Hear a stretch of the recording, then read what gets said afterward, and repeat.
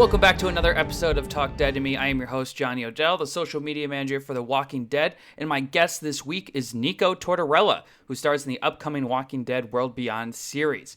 You guys might also know them from Younger. Nico's a fascinating person, and I really enjoyed hearing their story. Now, I just want to clarify, I did say there because Nico identifies as non-binary, which means they use they, them pronouns, not he, him. So something to keep in mind when we're talking about the show going forward. Nico is they, them. Their character Felix is he, him. I know, it's a little confusing, and you kind of have to rewire your brain a little bit if you're not used to it. So just something to keep in mind, guys. Anyway, Nico is a fantastic person with a fascinating story, and I can't wait for you to hear it. So without further ado, Nico Tortorella. I have given up on asking people how they are in 2020. So I'm just going to ask, are you feeling fulfilled today? I am. I see what you're doing here, and I appreciate it. I am today. True story. I've actually been binging the second half of World Beyond from 8 o'clock this morning. I'm on the finale right now. Whoa. Right at the part when right in the part when Rick shows up and he's like, "Come on, you gotta get in the helicopter." Exactly. I'm right there. No, it is so. Can I swear in this show? Yes, please. Please. It is so fucking good. It just gets better every episode. It's better. This is like I'm gonna say it's the darkest of the three series, actually. Not in terms of violence. I mean, I feel like we've all kind of been desensitized as a people to violence just in the world. Yep. But the darkness that like lives inside of these characters. I mean, we all know the real villain on The Walking Dead has always been the person, not the zombie, right? Yeah, of course. Well, we got some villains. Oh, The Walking Dead is basically a soap opera that we have tricked people into thinking is a sci-fi show. Exactly. And this is the teenage soap opera. I mean, it is and it isn't. It is and it isn't. I don't want to lean too much into that. I'm just like starting to talk. We're here to have a conversation. We're just having a conversation. What should we talk about? Nico, introduce yourself to these fine folks, the listeners, the massive audience that listens to this. Who are you identifying as? Oh, who am I identifying as? It depends on the day, honestly. My name is Nico Tortorella. I am a human being most of the time when I am like in this dimension. I predominantly prefer they, them pronouns, but honestly, all pronouns are welcome. I feel like language gets in the way of things a lot and doesn't always make sense, especially when you're talking pronouns in other languages. It gets a little nuanced and complicated. As long as you're not like coming at me maliciously, we can figure it out. I am an actor by trade. I'm an artist. I'm an author, an advocate, and I don't know, I'm just trying to figure it out, and trying to just do some good while I'm here. Right. Now, I get it, but just for the folks at home who may be new to this, and I'm sure you're exhausted of explaining this. I've seen your many appearances. I've seen you try to explain to Whoopi on The View, which, by the way, was prime television. The Wendy Williams explanation is really the winner of those. Wendy Williams, she is the master at transitions. Like, you get like slightly awkward. She's like, "So your ears are really cute." And you're just like, what? It was wild. Okay, but for those people who they just haven't gotten the memo yet, why they, them, just so we can squash that and actually move on. Totally. All of my work, and I'm going to try to not make this super theoretical, but I have a hard time because when I'm talking about queer theory, the spiral just kind of like takes over. Most of my work, my acting included, is dedicated to the collapsing of binaries and divisions that exist everywhere in the world. And I'm not just talking about gender or sexuality. We're talking race, we're talking religion, we're talking socioeconomic status, we're talking the difference between you and me. I am most interested in the space between you and me and how we can meet in the middle.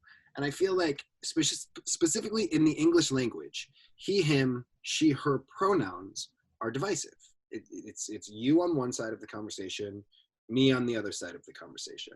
And they, them is just like all encompassing. And yes, there's the argument that it's not proper English. Well, it actually is and has been for a very long time. So we're just going to debunk that little myth right from the get. But it's not perfect, and I'm not here to preach non-binary identity or to preach they them is the only way. There is room for all of us, and I think that we all should have the space to explore our identity, and in any which way, shape, or form. And they them for me just kind of is that right now. All of it is you. It is like my own mantra that it's the title of my first book. All of it is you. Just I'll plug that in there right. Your book of poems, over 250 poems. My book of poems, exactly. It's hard to have. I'm going to kind of transition here. It's hard to have more than one conversation at a time in the world that we're living, right? We, especially like when we're just talking about the news cycle or what's happening in the United States, whether it's the pandemic, the revolution, the election, we tend to focus on one thing, the only thing that we can talk about for 24 hours, and then we switch to something else and we forget about what we talked about the day before.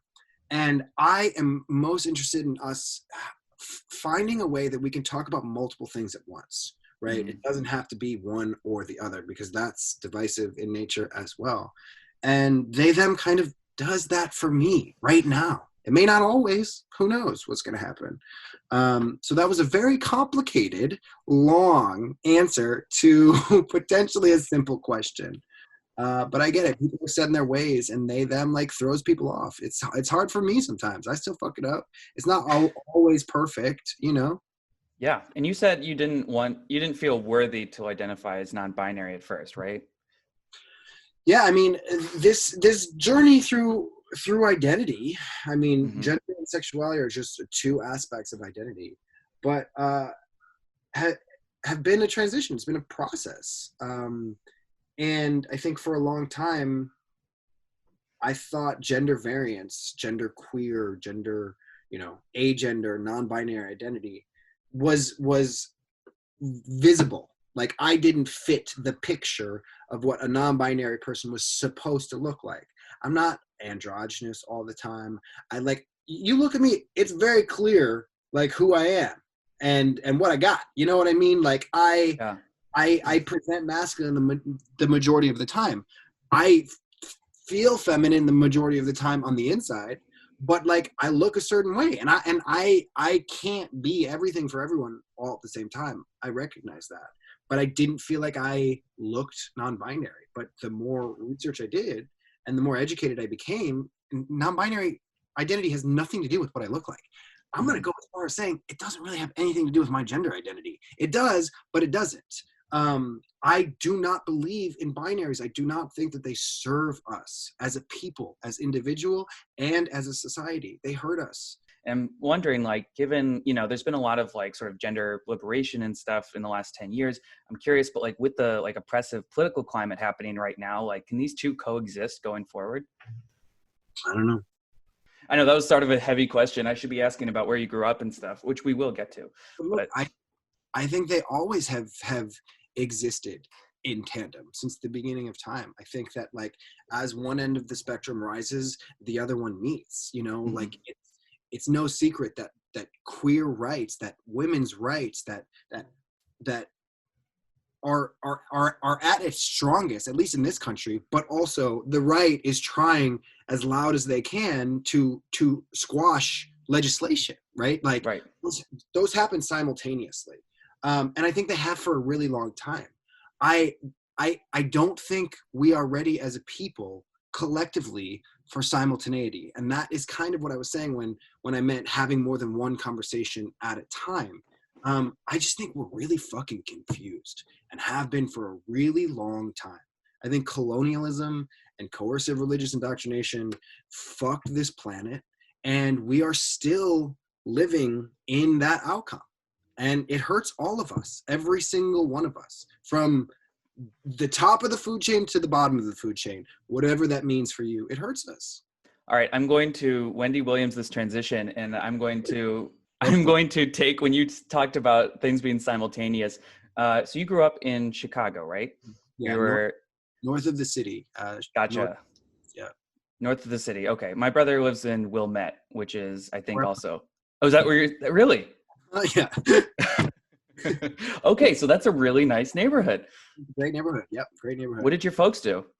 My mom owned a bar growing up, and my stepdad was a stockbroker at the Merc. Gotcha. Okay, so you grew up, being in Chicago. You liked hockey a lot, right? I played hockey. You Yeah. played hockey. Okay, so and you've said before that D2 is one of your all-time favorites, and it was that you could kind of like hang on to and say, oh, you can like play hockey and act at the same time, right? Yep. You've done your research. I I like. had to, yeah. Is this leading us to Michael Cutlitz? He's actually in the back right now. Yeah, I've captured him. He's in D2, a hammock still. I mean, that was the first time I ever met Michael Cutlitz was in that movie. Oh, that movie changed my life. You're absolutely right. All right, I'm gonna let you keep going. Okay, so basically my point is that was that like the first like idea in your head, like light bulb, that you're just like, oh wait, I can actually maybe, do this. I can, I want to be a performer. Yeah, I think it was the first time I saw myself on television. Yeah. I was like, oh fuck, like they're casting that. I do that every single day in my life. I can do that on television and not have to wake up at 6:00 in the morning to go to practice. The gag is I still had to wake up at 6 in the morning to go to set. But it put a lot into perspective for me, for sure. Okay. Awesome. And growing up, the same thing happened. You said, watching Sex and the City, you saw like your first bisexual character and you're like, oh, this is interesting. So then when do you move out do you go straight to LA after Chicago, or is there in between?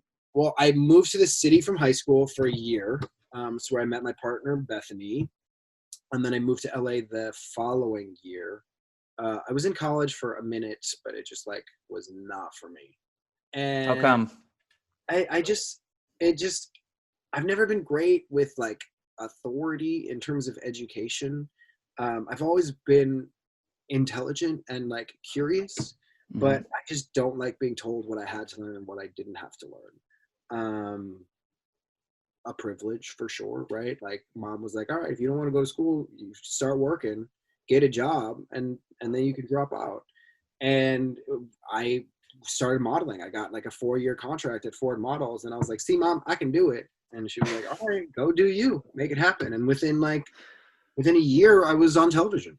That's wild. That's a really crazy, like quick journey. I grew up on stage in Chicago, so I had a foundation and a training and an agency in Chicago that had a sister agency in Los Angeles. So it wasn't like I just found myself in LA with a backpack and didn't know anybody. I mean, I didn't have any friends or anything in Los Angeles, but I knew people that could potentially help me find work.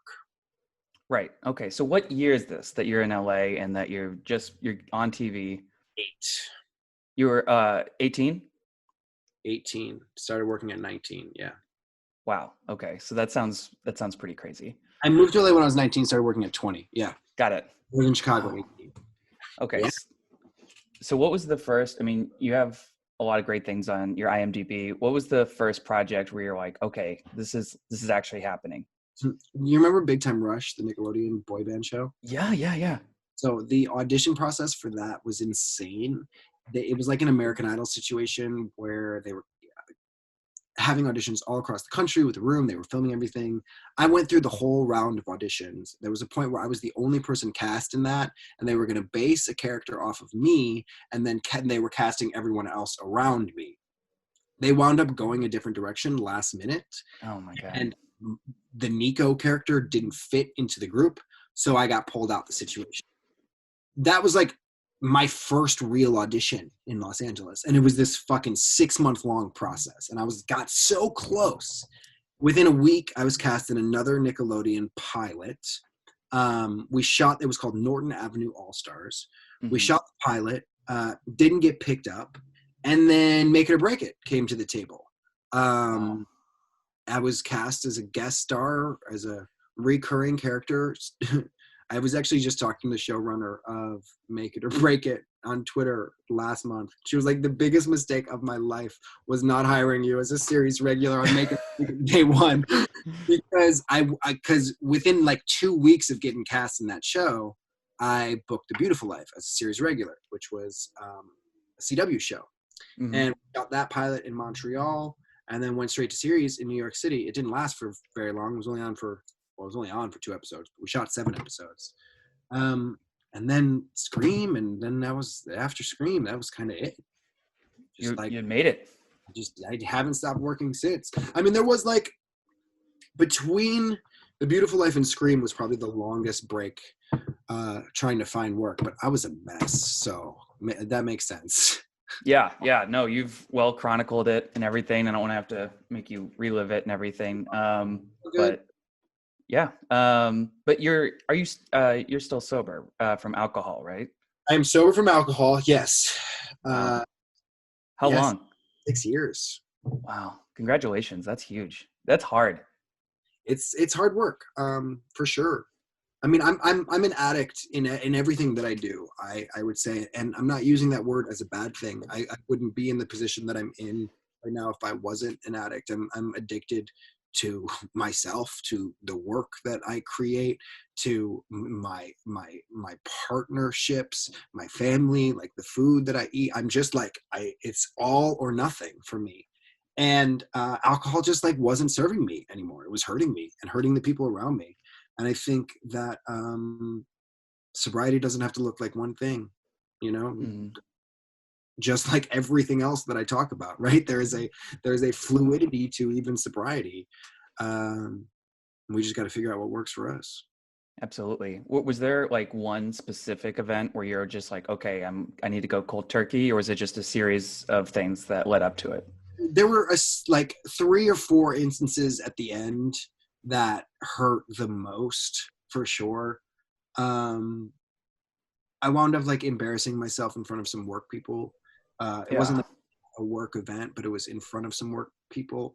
And it's just that I was never good the next morning. Like the shame and guilt that I always felt the next morning was the worst. I wasn't one of those drinkers that were like, oh, it's all good. Like, no, I was like, did I fucking ruin your life last night? Like, are we okay? Am I okay? You're like, I talked to my ex for an hour. What the fuck did we talk about? I still talk to most of my exes for an hour. That's not the problem. It just hurt. It just sucked. Like I hated that fucking feeling of waking up in the morning and not knowing who I was the night before. And I never wanted to feel that again. And I haven't.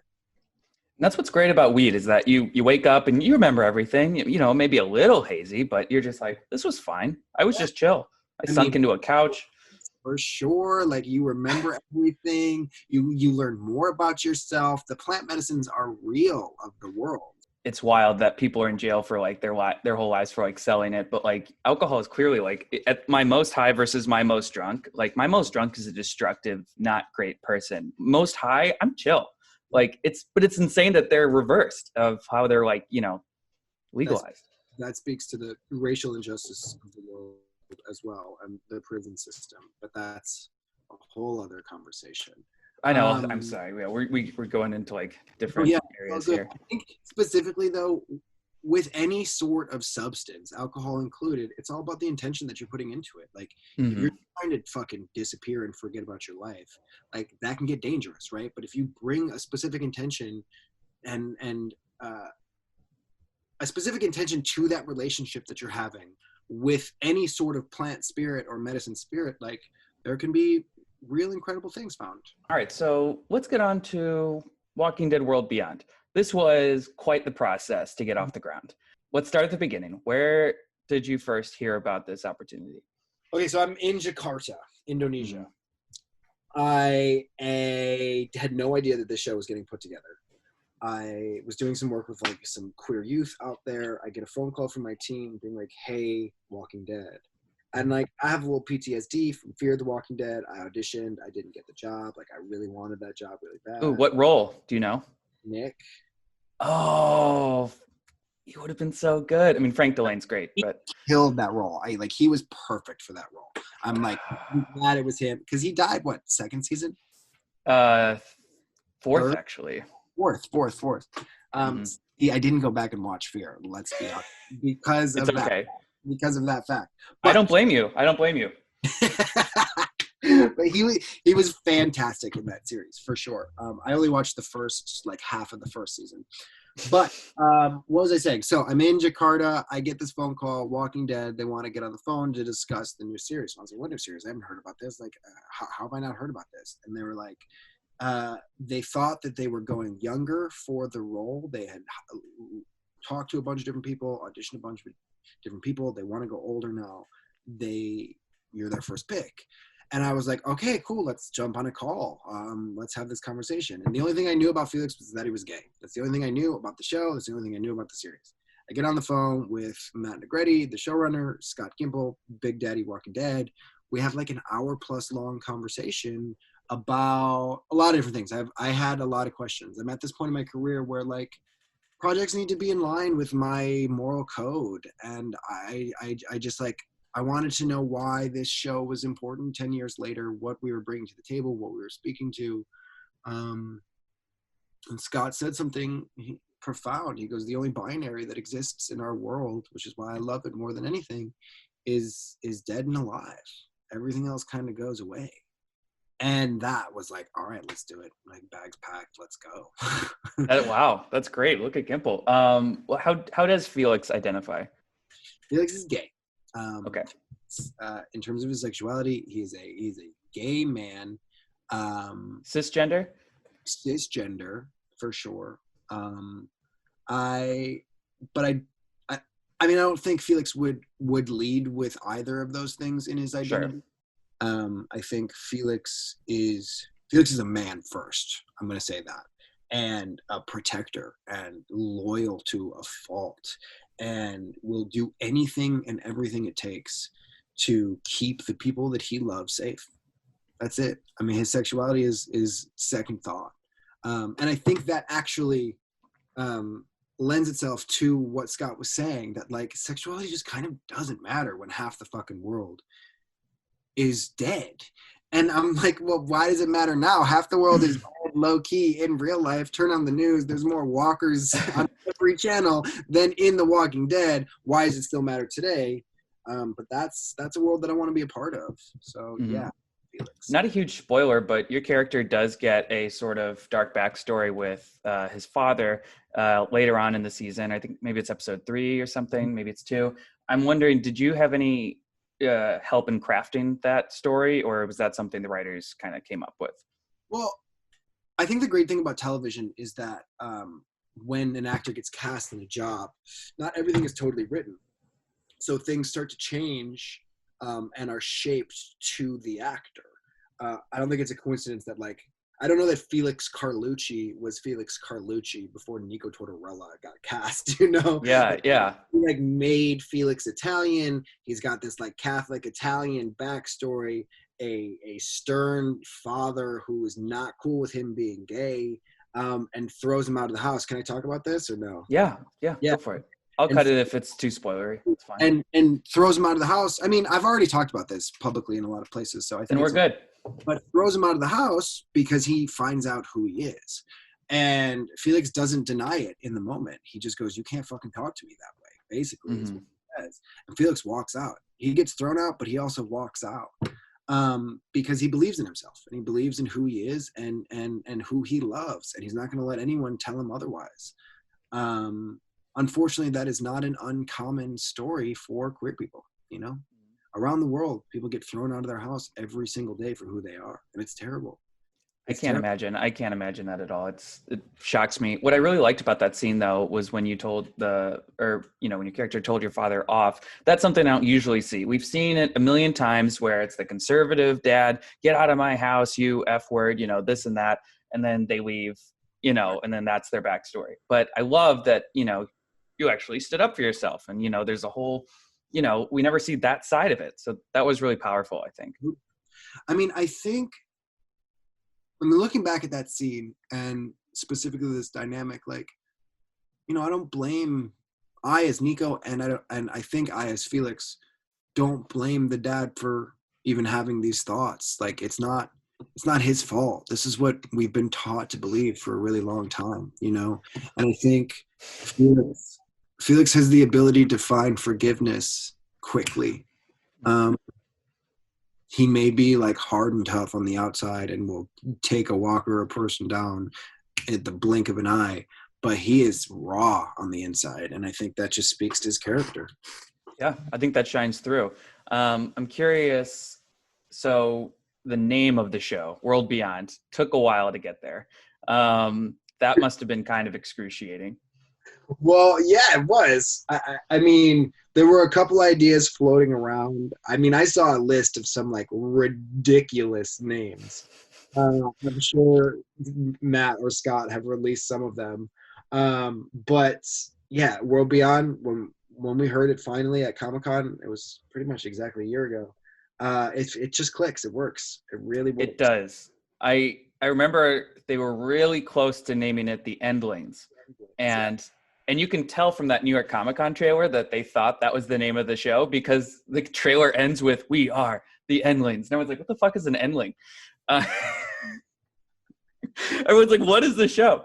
But World Beyond is, a lot better. It speaks to our time right now. Like, was that a foreshadow last year of what we are experiencing right now? Like, what is the world beyond our current world? That's what we're looking for. The show is supposed to come out in April. So what's it been like to have this, 6-month blue ball period? I mean, has it been 6 months? Like, I don't even know what time. 5 months? I don't know. Like, it either feels like it's been 2 days or like 200 years. Mm-hmm. I was really sad at first when it didn't come out in April. I mean, you had Contagion as the #1 movie on iTunes. People were fucking taking this genre quite literally in. And Yes. our show clearly speaks to the pandemics of the world. Ultimately, it just didn't make sense for AMC. They pulled, they pushed. Thank God. I mean, none of us expected this to last this long. And I think that we all collectively, I mean, this is the largest, most intense existential collapse of our world collectively that we've ever experienced. It's probably happened before, but that we've ever experienced. And now we've got some medicine that's going to come out October 4th that really speaks to it, not directly, but indirectly, through the eyes of a younger generation. Right. And there's just this hunger for life from younger people that exists pre or post-apocalypse, Mm-hmm. And I'm so grateful that the show is coming out right now. How does it feel to know that it's only going to last 2 seasons? Know that I know that for sure. Oh, do you not know that? Did I break some news here, or is there a possibility for more? Look, that was announced. Look, okay, I'm going to say this in a nice way. That was announced before the actual sky fell, right? Yes. I think the landscape of television has changed drastically in the last 6 months. Nobody knows what anybody's schedules are anymore. There's been no television made for the last 6 months. Look, y'all, I mean, I don't know this, but if this is a hit, who's to say it's not to go on for longer? Who's to say? That's true. But if it is too serious, God bless. I mean, we're going to tell our story in the right way, and it's going to be good. So that's how I feel about it. Can you tell? Can you tell how I feel about it? Yeah. Okay, cool. Well, and the main Walking Dead show is ending, so you guys can just, step right in and, kind of be the main show if you wanted to. I mean, it could happen. It could happen. I know. How did you react to that news? It's a new beginning for that show. I think that, like, ultimately, I was talking to Cutlets about this too. I think that because The Walking Dead, the flagship is so big, the cast is so big, that, like, it also makes sense just because of the world to kind of, like, bring it in, make it more of an intimate series, so you don't have to have 200 people on set every fucking day either. You know what I mean? Yeah. So no, but it's a fresh start for that series. It's been on for 10 years, but who's to say that, like, all of us at some point won't find our way back into storylines? You never know. True. They said there's going to be anthology series of, past and present. There's movies coming. Like, y'all, I'm prepared. I'm ready to keep fighting. I want to be an action star for the rest of my life. Like, this show has proven that for sure. So I got some more zombies to kill. I'm not done. Got some more zombies to kill. Yeah. It's are you going to be watching live when the show comes out on? I'm going to be watching live. I'm going to finish the 10th episode as soon as I hang up this phone call with you. because it was the most amazing thing I've ever shot in my entire life. That's all I'm gonna say about that. But yeah, I'm definitely gonna watch live and have those conversations publicly for sure. Oh, please, yes. I am here to retweet any and everything. Do you watch any of the Walking Dead main show though? Are I you have familiar gone with it? back and watched the 10th season. Yeah, since getting cast in this. Yeah, very That's excited. good. I know. I've seen some quotes. You talked to my friend Kirsten, who's very lovely, saying, maybe you do, maybe you don't know, or you do know where Rick Grimes is, and that's it's exciting for a lot of fans. A lot of people freaked out about that. A lot of people did. I I was doing an interview. I mean, I've been doing this for a long time. I know what I'm doing. Um, someone said to me, I was doing an interview yesterday, and she was like, "So Felix knows where Rick Grimes is, huh?" And I go, "Hold up, hold up, hold up. I never said that Felix knows where Rick Grimes is. I don't even know that Felix knows who Rick Grimes is. Probably Nico, not. I may know where Rick Grimes is, but that's a different story for another time. We gotta wait for Yeah. that." I'm not sure if you can say how different is the pilot that we're going to get on October 4th from the original one that was shot, because I know there were some changes. Yeah, it's a lot different. It's a lot A lot different. different. Yeah. Such a blessing that we got to go back and reshoot. In television, we don't really know too much about our characters when we're getting started. We get one script, and Mm-hmm. it's changing every single day. And especially hour-long drama, forget about it. Half-hour rom-com is like a little bit of a different story, but hour-long drama, you got to figure out these characters and the energies between their relationships. And come episode, it was like, I think it was 5 or it was after 6, we went back and reshot the pilot. Like, we had ample time to establish our characters, and then Mm-hmm. go back and introduce Felix, back to the pilot. Was like, all right, cool, this is going to be a cohesive story. This makes sense. But like, Felix, the first pilot we shot was different than the second pilot. It Yeah. wasn't like the entire pilot shot different, but a lot of the Felix stuff was all reshot. Gotcha. Wow, that's interesting. Yeah. I think it's a strong pilot, and I think they waited so they could have that big Walking Dead lead-in to the show, and the ending. I won't spoil it now, but the ending of the pilot, you're just like, oh, it's this. Oh, okay, wow. Because some people are already like, they're just looking from afar and saying, oh, this is like a YA show, I'm not interested. But then it's like, no, guys, you don't understand. This is like really dark. It's really heavy. The characters are really fleshed out. Like, The darkest of the three. I really believe that. yeah, literally. It's just not well lit at all. It's just dark. There's no, you can't even see it's like Battle of Winterfell. My Go for mother is FaceTiming me. it. Is your mom good with FaceTime? Oh yeah, I mean our entire relationship lives on FaceTime. That's amazing. Um, How does your 5 to 7 times a day. how does your family feel about everything that your life has led up to right now? Like, how do they feeling about you? I mean, they're a little nervous about The Walking Dead. They've seen me die. Really? They've seen me die on multiple television shows, a handful of movies. I die a lot, and so they're worried that I'm going to die again on this show. No, they couldn't be more excited, more proud of both my like public life as playing other people, and my public life as playing myself. It's been a work in progress, but we're in a great place. That's great. I think your life's gonna change even more once this finally comes out. Are you ready for that? Yeah, I am. I am for sure. I got a lot of things to say, and I want to bring other voices to the conversation, and the platform's important, Mm-hmm. and I'm going to use it responsibly and reverently. Yeah, and I really appreciate your bravery on red carpets. You've said that your outfits are a political statement, and that typical red carpet fashion is pretty, I don't know what the word for it is, but it's pretty gender specific. It's too rigid.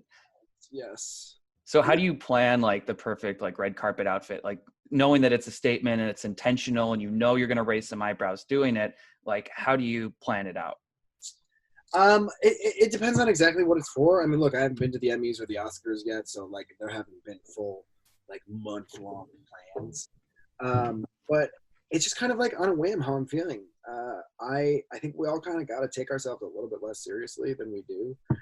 I think red carpets are. It's funny, the Emmys this year, without the red carpet, like in full effect, seemed just less interesting to me. Yeah. But it's ridiculous that we get dressed up and are put on these pedestals and like are really looked at as these like gods. I feel like Yeah.